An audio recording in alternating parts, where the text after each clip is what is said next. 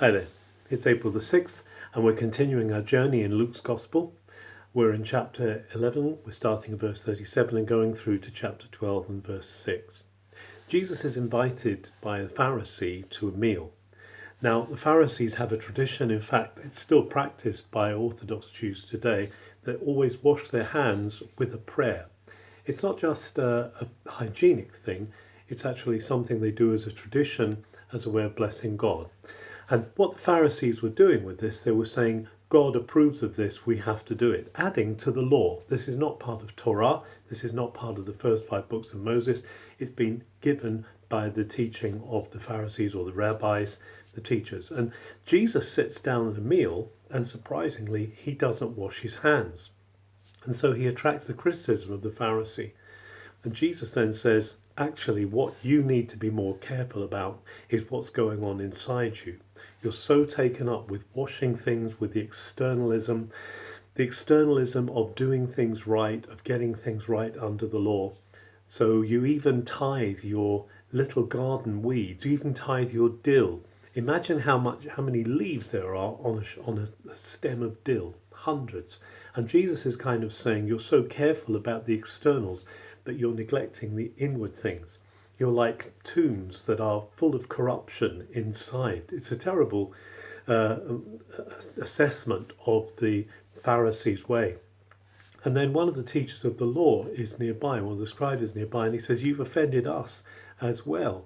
And Jesus includes them in the criticism as well, because they are busy laying burdens on people and they do nothing to lift them. They're constantly bearing down on people. This is the thing that religion does. Religion that doesn't have that inward sense of connection with God. Religion that is just outward.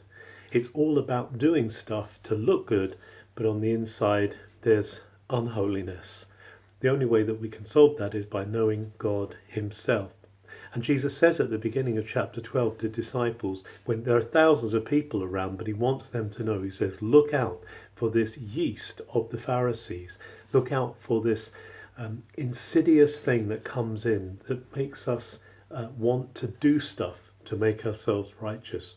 Jesus isn't saying that right behavior isn't good, but he's saying if that's the reason, if we're doing it with a reason to please God, or we're doing it with a reason to win brownie points with God, then it's wrong. He says, look, don't fear the outward. Don't fear those who can harm the soul. And of course, the Pharisees were busy plotting against Jesus, how they could kill him. But he says, don't fear those who can kill what is outward. He said, but be in fear of the one.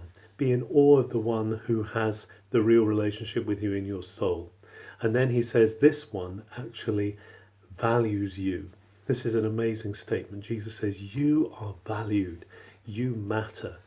He who even looks after the sparrows, the little birds that fall in the street, he cares for you. And then he says, even the very hairs of your head are numbered.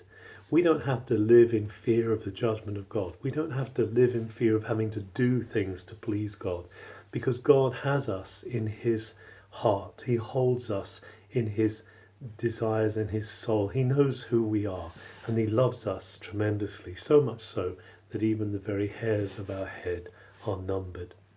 Have a very good April the 6th.